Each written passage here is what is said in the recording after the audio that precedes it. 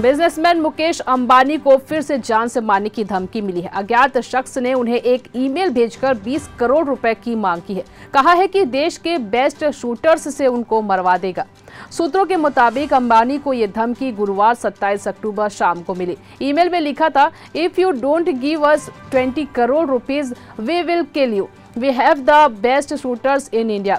इस ईमेल के मिलने के बाद मुकेश अंबानी के सिक्योरिटी इंचार्ज की शिकायत के आधार पर गामदेवी पुलिस ने अज्ञात शख्स के खिलाफ आईपीसी की धारा 387 और 506(2) के तहत एफआईआर दर्ज कर जांच शुरू कर दी है। इससे पहले भी अंबानी और उनके परिवार को कई बार जान से मारने की धमकियां मिल चुकी है। इसके चलते पिछले साल 29 सितंबर को केंद्रीय गृह मंत्रालय ने उनकी सिक्योरिटी जेड कैटेगरी से बढ़ाकर जेड प्लस कर दी थी। सिक्योरिटी पर आने वाले खर्च का भुगतान मुकेश अंबानी करते हैं। यह खर्च 40 से 45 लाख रुपए महीना होता है।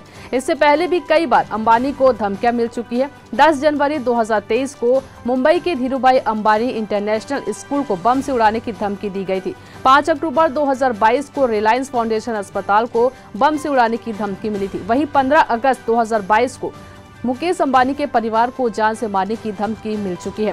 फिलहाल इस पर तमाम जानकारी के लिए पुलिस अब जुट गई है और इस शख्स का पता लगा रही है।